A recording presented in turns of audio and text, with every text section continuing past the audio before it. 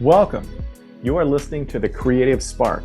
My name is G. Brian Benson, and I'm an award-winning author, project coach, actor, TEDx speaker, creative, and four-time Ironman triathlete. I love to creatively inspire and be inspired. And with each episode, I will be talking of authors, athletes, entrepreneurs, artists, and actors sharing their journey of success and learning how to find the joy and peace of mind that comes with stepping into one's own skin and going beyond anything they might previously have thought possible. I hope that their stories and strategies provide insight, tools, and empowerment to step up your creative game and help you live your best life. So without further ado, let's get going. Welcome. Today we are chatting with film and documentary supervising sound editor and Americana music artist, Derek Vanderhorst. Derek has worked on some of the biggest films of the last 2 decades, including No Country for Old Men and Hidden Figures. And Derek's first solo album, Wildflower, will be coming out this November. In addition to being an incredibly creative person, Derek has a very inspirational story to share that played a driving part in helping him find his voice in a way that he had not done before. Welcome, Derek. How are you doing? Good, man. How you doing? I am awesome. It's good to catch up. Oh, it is. It's amazing to catch up with you as well. This is one of my buddies when I was living in LA, and we'll talk more about that later. But he and his partner Jay were really good friends to me. So and she says hi, by the way. Well, please tell her hello back. I will. Yeah. So, gosh, we have a lot to talk about. Let's just kind of start. I know that you've been playing instruments and music for a long time. What kind of got you into that? What inspired you, and what kind of drove that? My mom forced me into piano lessons. So did mine, but I only took 1 year. I stopped after third grade. I think I took like 6 years. Yeah. And then my buddy Arthur, we met in, I think, first grade, kindergarten or first grade. He started playing guitar, and I was like, oh, wow, that's way cooler. So I had him teach me a little guitar. Okay. And then you just kind of kept going with that and just kind of followed that train? Yeah. So I went to a crazy religious school, 106 people, kindergarten through 12th, sort of Jesus camp school. Okay. And I wasn't sure. First of all, I didn't think they'd let me into university because, we learned that the world was 6,000 years old. So I wasn't sure how I was going to get in. So I pursued music. Okay. And went to University of Colorado for classical, which I was terrible at. And all of us realized that right away. And then I switched to University of Colorado at Denver in their recording arts program. Oh, wow. Okay. I can see kind of both of your careers kind of like beginning right there. Yeah. So then you did that, and then did you get through school, and then you kind of decided to kind of put some bands together, or what happened? Well, so I had bands in school. I had a punk band at University of Colorado with an opera singer who was really into punk rock. And I think he was probably around 350 or 400 pounds. So he was this huge, intimidating force on stage, which was really awesome to see. Yeah. And he would lean on the stage and people would just back up. I mean, I can see that really being an interesting mix. I mean, just a really powerful voice like that, and just you guys thrashing away. I know. I wish I saved some recordings, but I'm not nostalgic like that, or I'm not even organized enough to keep that kind of stuff. But it was really cool. Wow. We did cool, like we did, deep, heartfelt songs like "Too Much Sex, Not Enough TV," things like that. What was the name of the band? Yeah, what was the name of the band? I don't even remember. That's the funny thing. Oh my gosh! Wow. Yeah, it was so long ago. But I bet you had fun. Yeah, it was a blast. And then my third year of university, I moved to San Francisco with $150 in my pocket, wanting to start a band. Okay. And I didn't realize at the time, because I'd never really spent time at the ocean, that it's colder by the water. And that's where I hung out on a park bench for a month or two until I got a job. Wow. And this is the 80s, right? This would be like 90. Yeah, Oh, excuse me. 89. Okay, 89. okay, Yeah. okay. Yeah. Wow. Yeah. I was And like, wait, I then, went to college in 86. It's, I forget. so you got another band together there.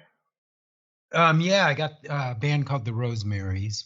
Okay. I got a job at Guitar Center and then rented a closet from this guy Vinay who worked there, and we still keep in touch. Oh wow. And then started a band with the drummer who worked at Guitar Center, and then he knew a keyboard player and singer, and the band was the Rosemaries, and we did light touring and recorded a little, and What played a same lot. kind punk or was it more kind No, of like 80s electric or it was kind of yeah, it was like Ride and Lush and Sundays, Stone Roses, that kind of British pop.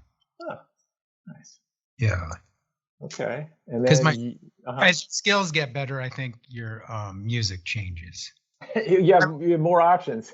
I remember Chrissy Hine from Pretenders goes, they interviewed her. It was awesome. And she goes, they go, oh, why'd you stop playing punk? And she goes, oh, well, we learned to play our instruments.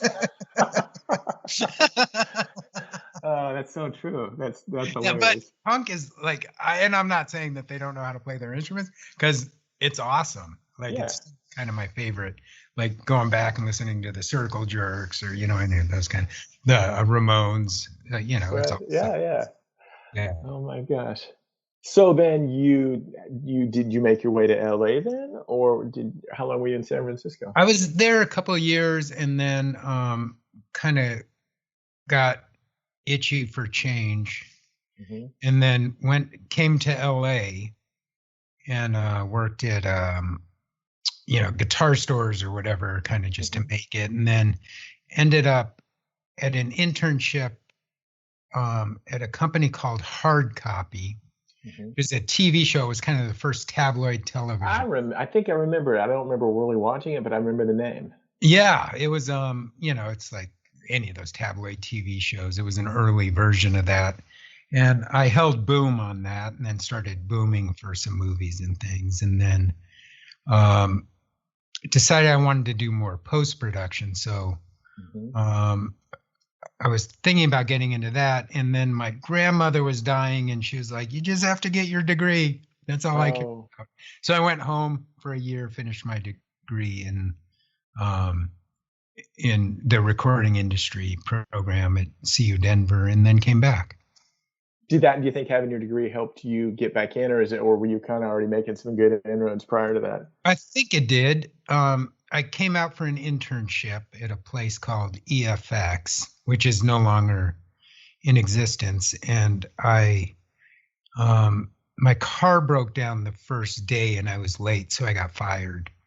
My first day on my internship, and then which led to a paying gig, but they never paid me.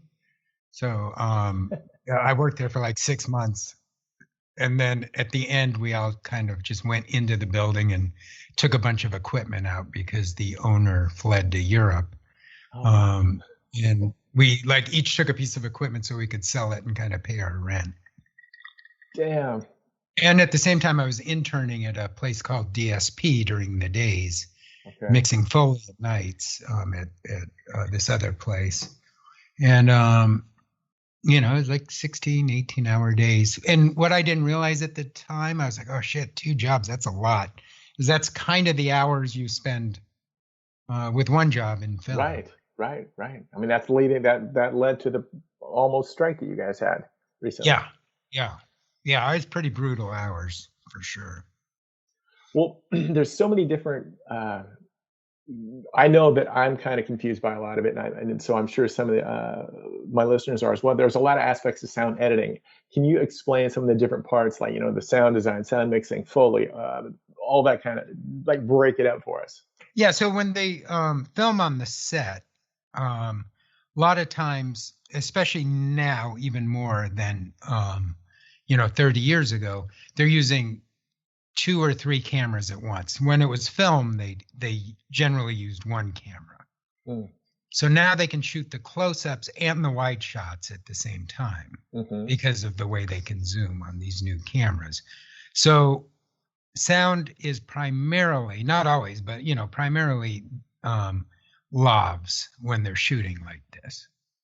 Right. When you have a lav mic. Yeah, when you have a lav clipped onto your shirt or whatever, it or underneath your shirt, you don't pick up any ambient sound. All you get really is the dialogue, the person speaking. So we have to create the soundtrack around that, which includes, the air, birds, crickets, church bells, winds, all those kinds of things, which are the backgrounds. And then we'll, when they shoot films, if they're in a car or something, it's being towed and they have cameras on the truck that's towing it. So you don't really have an engine sound. So we have to create all that as well. And then, jet planes, helicopters. So those are effects. Sword battles are usually, not done with metal, although sometimes they are if they practice a lot. I'm sorry, go ahead. Oh, go. Oh, I was going to say, so we create all that as well. I know there's a particular, what is a person called who's like, does all the sound effects? It's very interesting. They have all kinds of different things that they use that you wouldn't even think would make the noise that they're making. Yeah, it's a sound effects editor, really. Okay. Yeah. Okay. And then we'll record all kinds of things. And then there's a sound designer, which kind of is in charge of the overall soundtrack for the film. And then there's Foley, which is recorded by human beings, and that's anything a human being might do, like set down a telephone or walk across the street, so we'll get the feet. A cop running will have, his leather gear and his metal, whatever that is, handcuffs or gun, or whatever he's carrying. So there's those kinds of things, just lip smacks, pat on the back. Anything you hear, because also when we take out the dialogue, even if it does pick it up, these films go to Europe where they don't speak English, so we mute all of that. So they can dub it. Yeah, so it becomes essentially an animation piece, right, with no sound. Wow. Or limited sound, so we have to recreate all those sounds. Sure. That are going to be in the film. Yeah. So let me ask you this. I mean, are all of those sounds that we hear that like an actor is making, are they all recreated or some of them authentic from like just what they picked up while they were doing it? A lot of it's authentic, but we will recreate all of it 100%. Because when we do take out the dialogue, it's not going to exist there. But we highlight stuff too, or we emphasize stuff like a door close. It might be a set door, so it sounds like a big, like fake walls and a fake door closing. So we'll put a real door in, things like that. How's that? Okay, so when that is delivered to you, somebody from the project tell you what they want highlighted, or they just kind of say the ball's in your court now, this is what we're working with, trust that you're going to do it, or do you have instructions? You know what I mean? No, we anything you see, we will make a sound for. Yeah, okay.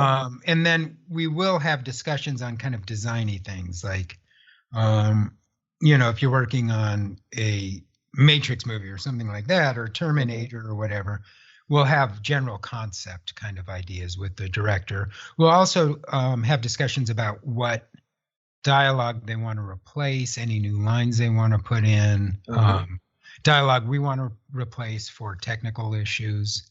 Because if somebody's running and they have a lav mic on, all you hear is scratching and thumping. So we'll have to replace kind of those lines, or if somebody pats themselves on the chest, it's just gonna beat on the mic. So there's technical reasons why we'll replace as well. Right. So you do a lot of ADR work at the end there with the actors.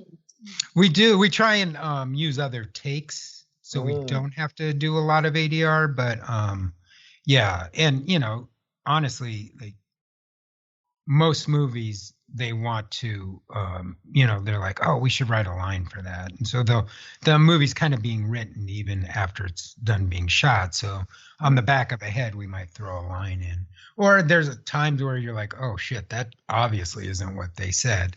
And we'll just like squeeze a line into their face, throw it in their mouth as best we can. That's hilarious. Do you have any fun stories of working with anybody that had to come in and clean up some stuff, or? So that directors share? generally do not like ADR. Okay. And I don't know why they don't. They just don't. It's everyone's decided they don't like it. But when I recorded Al Pacino, he came in, he goes, oh man, this is my favorite part of the movie. I got to make it better.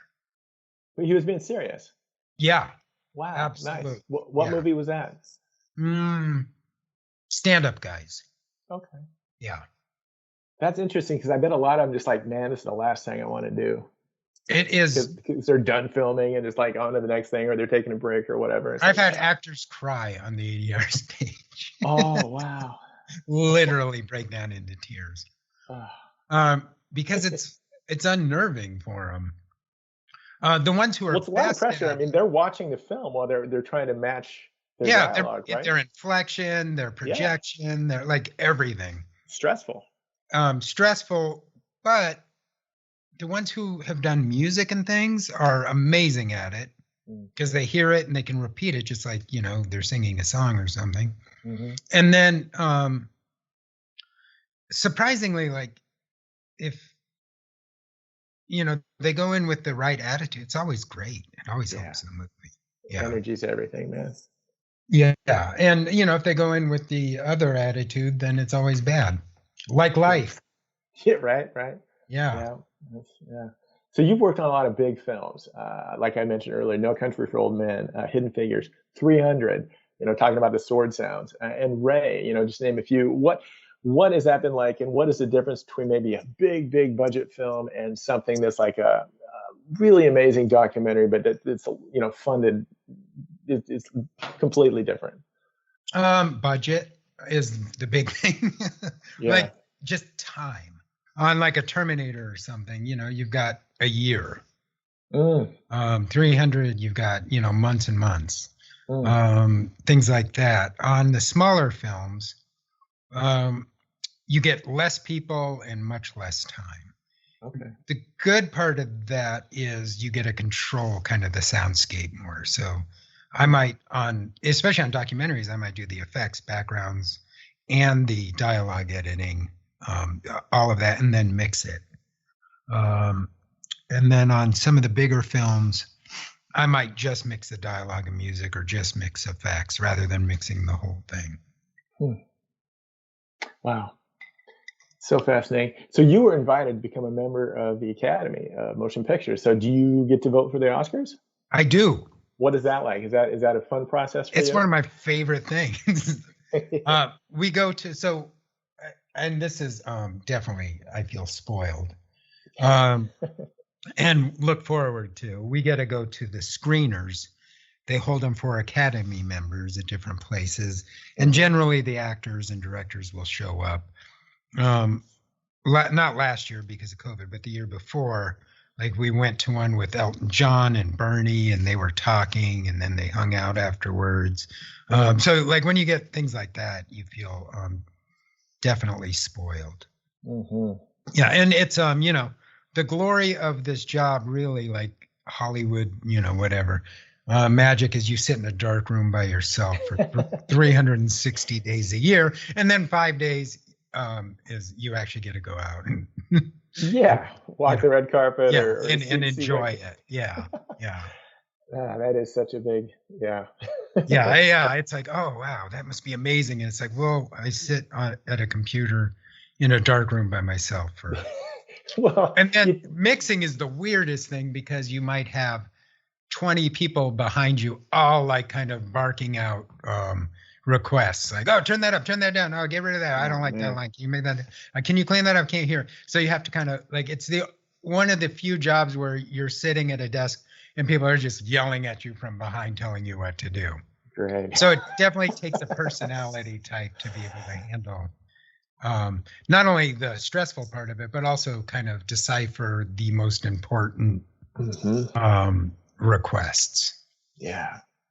As you're working. Yeah. It's a weird job. Well, hey, it's fascinating to me. I mean, obviously you've done really well at it, and you have to be sharp, and you have to, like you said, just use a lot of intuition, I would imagine. Yeah. And you might have 1,000 tracks of material you're going through, at once. Yeah. So just to be able to move through that quickly and efficiently and control the room and, inspire confidence in the people, to the people behind you, like all of that is an art, and it takes, a lot of time and good people training you, and it's not something you can kind of just step into, even though like kids are learning the technology a lot better, which is great, because it then we can focus more on the artistic side of it rather than the technical when they come in. But kind of learning all that is it takes a lot of time. And I've seen some of my favorite sound designers or sound editors try and mix, and I've seen a lot of meltdowns. Yeah. Well, so you're going great guns with all this, and in 2016 you had kind of there's no better way than a really shitty experience. 2016 was not a good year. I had diagnosed with head and neck cancer. I was actually working on a film, and I said to the picture editor, I was like, I got a lump on my neck. I got to go get this checked out. And he goes, "Oh, get it done after the movie. If it kills you, it's on me." Oh my God, great. And by the way, he's one of the sweetest guys in the world, and was totally kidding. Of course. So, mostly. But I think he felt bad when it was a cancer diagnosis. I mean, from some of our walks, last year when I was kind of going through my own experience, that you and Jay were incredibly supportive, and I'm very grateful for that. I mean, some of what you went through, I just can't even imagine. I mean, your experience was 100 times worse than mine. I mean, do you want to share any of that? Yeah, it's a weird thing because it's one of those where the doctor goes, "Hey, here's the good news. You're probably going to live. Here's the bad news. It's going to be the worst treatment you can possibly imagine." And my oncologist described it as, I was like, "Well, what's a treatment going to be like?" He's like, "Well, if you took, like 100 ball bearings and then heated them up to 1,000 degrees and put them in your mouth and started swallowing them, that's kind of going to be your experience for the next 2 months." Oh, brother. And so that was, and he was right. So what they do is they radiate the tumor, which is basically giving you a 3rd-degree sunburn every time you walk in, which is every morning. And then you get, on top of that, you're getting chemotherapy and stuff. So getting infusions of chemotherapy. But, it's, once it starts burning enough where your whole throat and mouth start having 3rd-degree burns, they generally give you a feeding tube because you can't swallow. So I would take more morphine and swish it in my mouth, and it just burned like hell. So I'd be like in tears, and then I would drink an Ensure over like a half hour in tears, and then just go to bed from exhaustion. Because if I lost 18 pounds, they were going to give me a feeding tube, and once you get a feeding tube, there's a high likelihood of losing your swallow muscles. So, and I didn't want to lose my swallow muscles. No. Feeding tube the rest of my life. It's the same thing, Val Kilmer, same cancer, right? Okay. Val Kilmer. Oh my gosh. Yeah. Where did you get the strength just to kind of keep staying with it and positive? I'm just stubborn. I think that's it. Like just stubbornness. Because you can lose your tongue. I actually lost the ability to talk for a while too. And then, it's just kind of a whisper. And talking even for a year after was exhausting because the muscles were just destroyed, and the throat muscles, all of that. So I never sang, but I was like, oh shit, I'll take some singing lessons because that'll help strengthen all those muscles. Did you keep going? So I just, it was because of my schedule, I was like, oh, I'll try and do something online. And then I found a great teacher online who actually does rehab also. Perfect. Yeah. When you were starting to do the singing lessons, just to kind of try to get the strength back in your voice, did you also have in the back of your mind that I'm going to do this and I'm going to freaking sing and put an album out? No. Okay. That was a little later. Really. I was like, I thought about it, and then I was like, oh man, I sound like a really cartoony version of Tom Waits because of all the damage. And I was like, yeah, there's no way. So I'll just continue this. And, I lost all my saliva in the process of the treatments and stuff. So it's, you can't really swallow. And there was a whole, issue with that as well. But after a year of doing it, or maybe even a little longer, I had started writing music again. I think probably, because of COVID as well, right? Like we all just had nothing to do for a little while. You were practicing your guitar a ton too. You were really getting back into it. I stopped playing for 20 years. Didn't even touch it. And, just with my OCD, I kind of picked it up quickly again because I just, played 8 hours till my fingers bled, as they say, in Spinal Tap. So you turned it up to 11 too? I turned it up to 11. Nice. My acoustic guitar to 11, and and so I started playing and writing a bunch of songs, and I went through an exercise where I'm like, okay, I'm going to write a song a day. So I wrote a song a day for 150 days. Most of them terrible, because you're just trying to crank them out and exercise that muscle. Yeah. It was just, to kind of just force myself to do it. And then at the end of it, I was like, oh shit, I got all these songs. I'm going to pick some that, like a bunch of them you would play and you'd be like, oh, I'm sick of that one already. And then a few of them you're like, oh yeah, that one's okay. I'm going to, let me find a singer and record an album. So I found a singer and recorded like 3 or 4 demos with him. And which went great, just kind of did it at home. And I was, it was during COVID, so you couldn't really go into a studio and do it properly. And I don't have the gear for music, or didn't at the time, or the room to record drums, things like that. And so I was waiting, and as I was waiting, I was kind of refining the songs, but also taking singing lessons. And by the time I could record, I was like, you know what? I'm going to try singing this myself. And so I went into the studio, and I was just going to hire musicians, like studio, like whoever was at the studio kind of thing. Like, oh, that guy plays drums? Yeah, I have him play on my album. And so I started that way. And then I have a buddy, Mike Valerio, and if you look him up, insane credits from he plays on John Williams, Star Wars and all that. Oh yeah. From like his tours to like everybody James, he's kind of just plays on everything. And I sent him a couple songs and he was like, dude, let me play on this. And nice. So he kind of took over the producing a little bit. He got me, him, which is insane. I also got a bass player on some of the songs from Gary Clark Jr. This guy Johnny.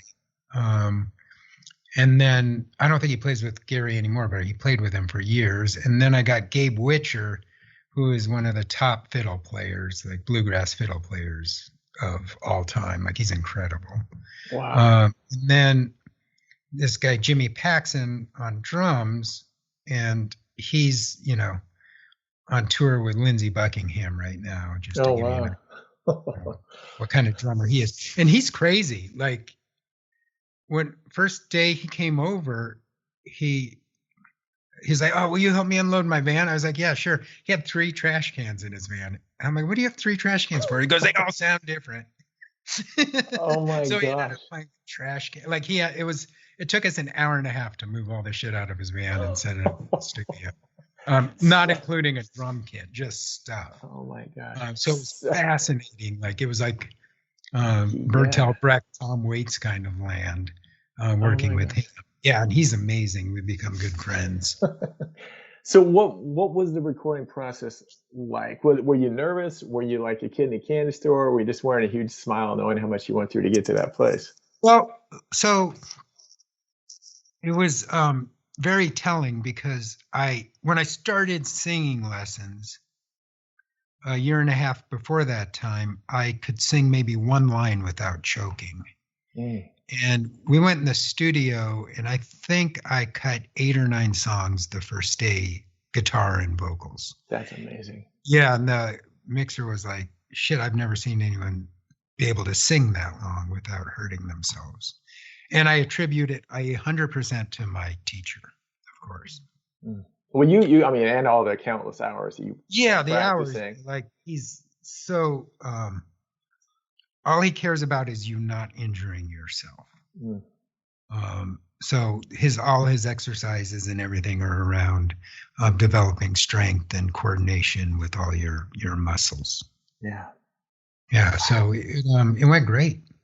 that's awesome. Yeah. And then, the first time I kind of recorded with musicians who I didn't know, and then started, sent it to Mike, and then Mike's like, "Wait, you know what? I want to play on that." And then he sent it to Gabe Witcher, and Gabe's like, "Yeah, I want to play on that." And then he's like, "Hey, my buddy Jimmy will redo the drums." And then, and not that the other guys were, I mean, they were great, Yeah, but this was just a whole next level of yeah. um, yeah, you definitely, when you're making an album, you want to be the worst person on it. I found because now I listen to it, I'm like, Uh, well, I just enjoy it. I'm like, oh my god, that no, violin part, that fiddle it's part is amazing. no, it's Yeah, awesome. I've listened to a handful of the songs, and you shared a lot of them with me as they were kind of going through the process last year, and I loved them then, even when they were just kind of like demos and such. And oh you cool, should be thank very you. proud of yourself. Yeah. Um, so earlier on you made mention that you hope to empower others. That it's never too late to find your voice. And prior to doing this album, and really diving into the process of becoming a singer songwriter, was there a part of you that didn't feel like you were complete? um well, I think what the lockdowns taught all of us, and you can kind of see it by um McDonald's not having enough people to work, so they just open their drive-throughs, is that Mhm. we all become like a slave to work. And we work 40 years or 50 years to save up enough to hopefully be healthy enough to spend 5 years enjoying it, it seems like. Yeah. And so it was kind of a wake-up call to the world. And I think you had that wake-up call too, right? Yeah, uh, I felt like it gave me, what, again, I'm curious as to what you felt as well when you went through your situation, but I mean, it kind of gave me permission to get off the hamster wheel for a little bit and yeah, and not feel. It gave me permission to say no to things I didn't want to do. say no and not feel guilt and not feel an obligation and not feel like Yes. we got to actually look at ourselves and look at our lives and go, oh wow, this is kind of Yeah. not how we're supposed to live. Right. And I was doing a lot of pushing and pressing, trying to make things happen, and I wasn't really enjoying the process.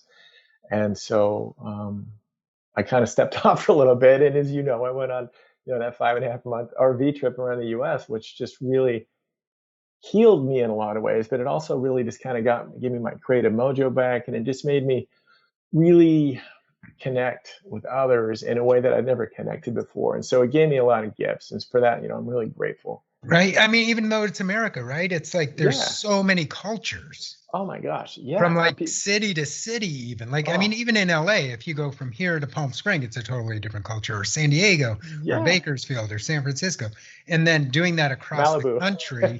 Yeah, Malibu. You just see all these different cultures. Like, I've spent time, in like Mississippi, and, if you go to Arkansas or Oklahoma or Tennessee, North Carolina, New York, if you go upstate, like to Maine or Vermont, like it's just different cultures from every city and every state in the country, and it's super cool.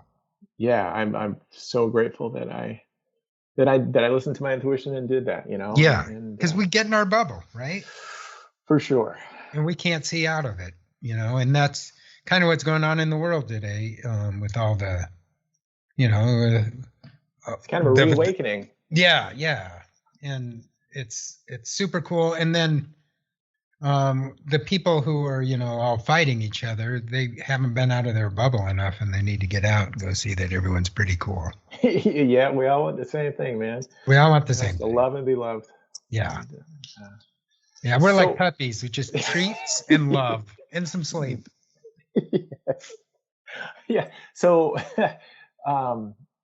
you're starting to play live a little bit, right? Recently. I am. Yeah, things are opening up a little, so I'm starting to play live for the first time. What was that like? I would have been just. I think really I shit myself the first few times because so I'd been in bands and toured, and I played huge shows. Even my last big show was probably '98 at the San Diego Music Awards.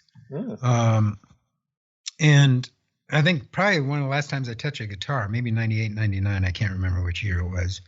And I was always playing with someone. So I wasn't singing, I was just kind of in the background, playing guitar, which is still nerve-wracking, but a whole different thing. You're with an acoustic guitar and you, yeah, it's like you're naked. It's that dream you had when you were a kid, naked in front of class. I'm so proud of you. And it is that every single time. And what you find out is everyone wants you to do well and wants you to have a good time and wants you to succeed, and they want to be there and hear you. Yeah. So it's hard to, like if you make a mistake, like, you start swirling around that a little bit at first. And then now I'm like, I make so many mistakes, I'm getting used to it. So it's it doesn't bother me nearly as much. But it's still, I never thought I would play live because I never enjoyed it. It would take a little vodka for me to get on stage in the old days, and now I don't really drink or anything. So now I have to go up there and by myself. I love it, man. That's just. I've done that, a little bit of that, not singing, but in different ways. And then there's a part of me that knows I need to kind of continue pressing myself, whether it's a speaking engagement or what have you. But I mean, it's just got to be total freedom. It's freedom and scary. From like speaking live in front of a. But when you're done, you're just going, I just conquered my fears. You know what I mean? True. I just stepped into them. You do have this self-doubt, like, is what I'm saying or singing or like important enough for anyone to be looking at or listening? Like, you go through all that, right? Of course. And ultimately, it's just, if it matters to us and it makes us happy, that's all that matters. And people will get on board with that. Yeah. And the older you get, the more you realize that it's, it doesn't, what you're doing is cool, and people do want to hear it. People want to be around each other, and people want to experience music and experience, talks and experience each other. And it's more of a community thing. It just turns into a community thing. And for some reason, you're up there, kind of leading the campfire song at the moment. And, it's just, it's a really cool thing. Absolutely. There was something, I don't remember where I saw it, but I try to remember this, it's like, it's not about me. It's about sharing me. Yeah, it really is. Yeah. And that kind of takes some of the pressure off, I think. Yeah. And music is a weird thing. Like, I don't know where it comes from. It just does. And then you get to share it. Yeah. Well, I've got 3 or 4 questions here that I'd like to ask everybody just to kind of just see what they say. And one of them was kind of you dialed right into it. It's like, where do your ideas and creativity come from? Sometimes a line, like I went to write a country song, and I was like, I told Jay, we were together, and I was like, wouldn't it be funny if I was like, just wrote a song like, if you're gonna love somebody, why the hell not me? And I was like, that's so country. I love it. It is. And then I threw a bicycle into the lyrics, and I was like, okay, that can't be country anymore. They'll really make fun of me. So yeah, so it became a folk song. Okay. Right? Like I was like, oh, I want to write about my bicycle too. So how do I do that in a song? And then, so it's just weird things like that. Or sometimes I'll just sit down and like play the guitar, and then all of a sudden have a song in 10 minutes. I just wrote a song for a film called Wild and Free that'll be coming out next year. Oh, and awesome. The director came over with the script, and we looked at it, and then like I just wrote the song. And then sometimes it takes 6 months to write the song to finish it. And then I'm weird about the lyrics, like I want them to be kind of perfect. So I'll write a song, and then I'll kind of be just like tweaking the lyrics for literally even while I'm recording. Sure. Like I was tweaking the lyrics. Oh yeah, I could say that better. That word, I don't even need that word, or whatever it is. So it's kind of a long process, but sometimes it starts with a line. Sometimes it starts with a guitar thing or a keyboard thing or whatever. So you don't necessarily go music first, lyrics second. Sometimes you go lyrics first, music second. Yeah, it doesn't. For me, I don't really have a method. And I listen to like Dolly Parton interviews, and she's like, just lock me away for a week and I'll come out with an album if I have the time. Wow. And like to write 12 brilliant songs in a week like she does, I don't even understand that, because I got to write 20 songs for me to be happy with 1 or 2 of them. Well, you're very prolific. I mean, I was amazed at just watching you in action last year. It's yeah. I think I should like just write for people, because like I can write a lot of songs and styles, and it might suit me better, but since I have stage fright, but I'm getting over the stage fright, so I'm starting to enjoy it a little bit more. Yeah. I love it. What any advice you'd give to an up and coming singer songwriter?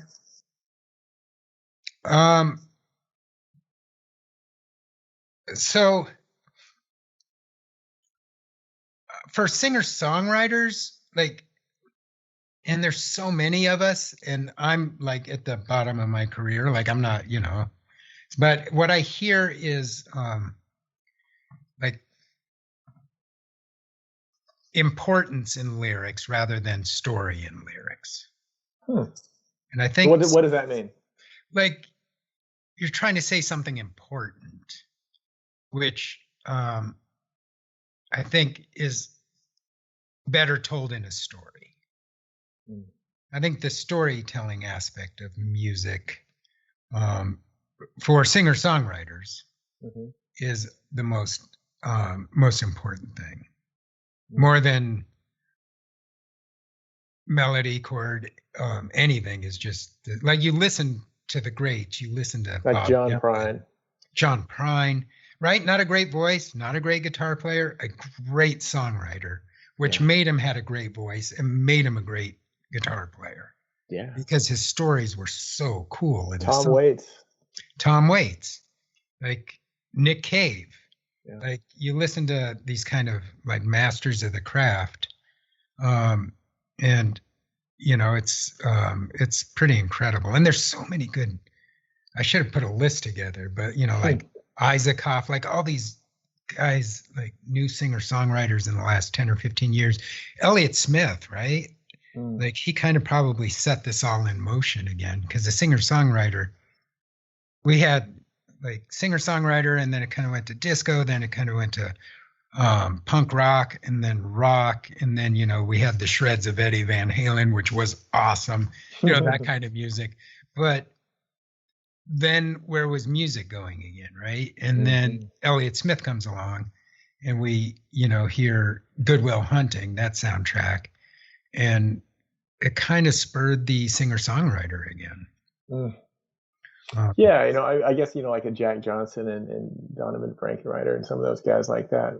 I remember I dated a woman in the late 90s, early 2000s, and we went to a lot of concerts. And there was a lot. It seemed like there was a lot, kind of a little bit of a resurgence of the singer-songwriter around that time. I don't know. Yeah. And I attribute a lot of that to Elliott Smith, right? Like 95, 96. Rob Schnaff produced him, like everything that he then back, and he and now we have like Americana making a huge research. I just saw Billy Strings, who's one of the best flat guitar players. He's the kid. I mean, he's a kid. And you listen to him and it's mind blowing, but he's in the top 3 or 4 album sales right now. Well, I love the Avett Brothers and Mumford & Sons, and I think Mumford & Sons kind of helped kick that into gear, 10 years ago or what have you, right? I mean, a little bit. They got big, but yet those guys are amazing. Yeah. And Avett Brothers, like you said, Old Crow Medicine Show, those kind of Americana bands. Brandi Carlile. Oh my God, right? Yeah. Like what a voice. Yeah. And have you heard her duets with Dolly Parton? Like hearing that. I have not. Yeah. Super cool. Yeah.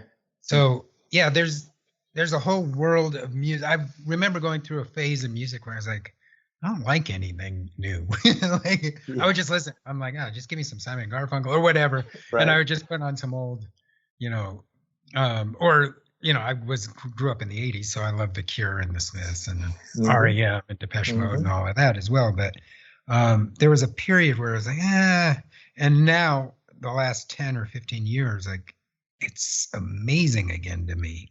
And maybe it's just I'm finding it because of the new methods of listening to music, like Spotify, things like that, where I think that definitely helps, right? You put a certain person in there and they start putting in other stuff of people you didn't hear that's in the same genre. Yeah, man. It's so cool. And I know like, especially new artists and things complain about, the online streaming services and stuff, but what I'm saying is like, I get emails from people in like Detroit, which 15 years ago, I would have had to play Detroit to get for anyone to hear me. I'd have to, go play some bar in Detroit. And now it's like they hear it on YouTube or whatever. And then I get like little emails and stuff. And so we also have an opportunity to reach a much bigger fan base. Now, the problem is, I think there's like 40,000 songs or something a day uploaded. So how do you get through all that? Sure. I don't even know if you can. Like somebody can. I don't know if I can, but I think you just keep pushing forward and see what happens. I think playing live is kind of the only avenue now. But or take out ads. I actually did a YouTube ad, because when I first released the songs, and it was very effective. Oh, it was okay. Yeah. Yeah. So just to kind of, you can sit there with 2 listeners, or you can like target the ad to, hey, everyone who likes Avett Brothers, check this out. And, if they listen for 30 seconds, you got to whatever. Okay. I think it's that time where we kind of wrap things up, brother. I want to let everybody know that Derek's first solo album, Wildflower, will be available just in a couple weeks in November. And for more information about upcoming live events and the album release party, please join his mailing list via his website, derekvmusic.com. And that's the short Derek, Derek. Many spellings. Yes. Okay. And V is in Victor. Okay. All right. Thank you. Thank you very much. Because I get a lot of people going, Derek B, and it's like, well, close. Whenever I say my name, I'm going to phone someone and say, Denson? No, Benson. But yeah, I got you. I'm friends with comedian Tig Notaro. Yes. We kind of moved out to LA together, and it was funny because she'd be on the phone and people would be like, Pig? No, Tig.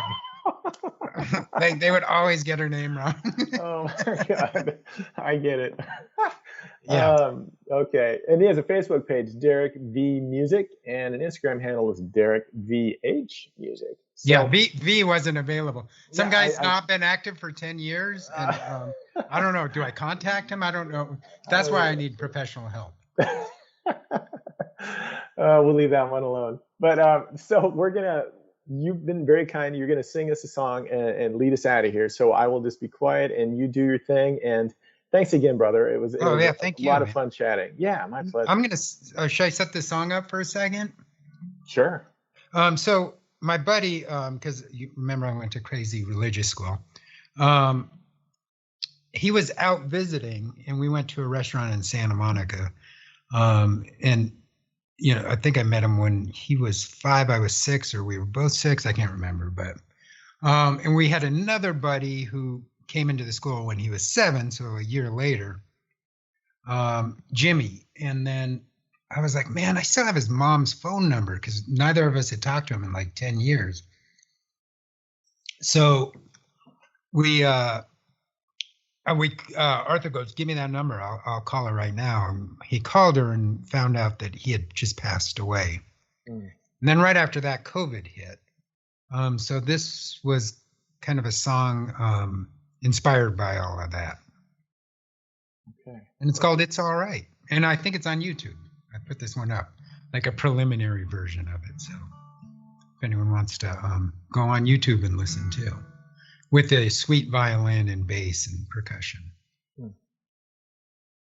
All right, so this one's for Jimmy. It's all right, it's all right.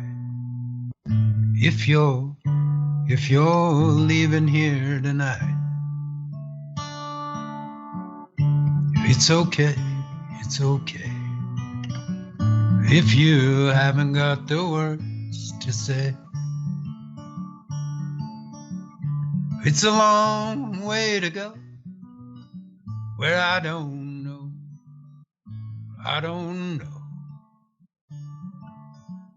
It's a dark and lonely road that leads you home.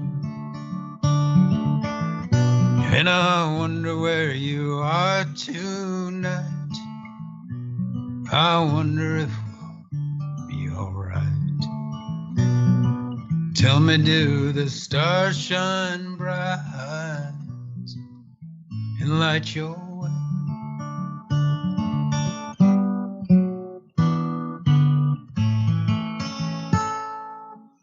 All right, the wrongs, all right, the wrong. Can I be strong? Can I be? For a while, but I'm growing tired.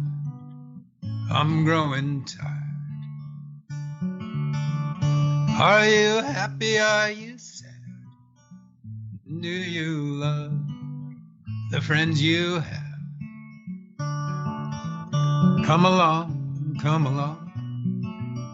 You're here with me. You're in my song. And I wonder where you are tonight. I wonder if you'll be alright. Tell me, do the stars shine bright and light your way?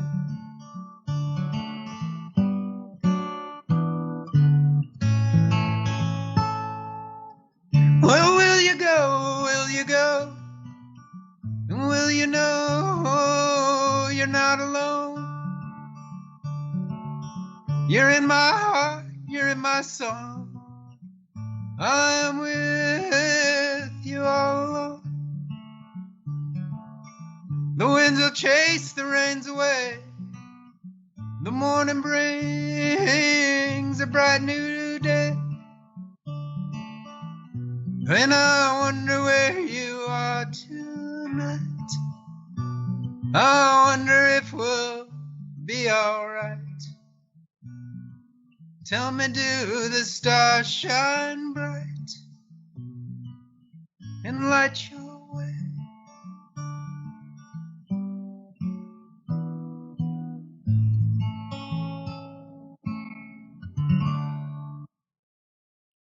Thank you for listening to The Creative Spark. To learn more about host G. Brian Benson, his latest best-selling book, Habits for Success, and this week's amazing guest, please visit the show notes.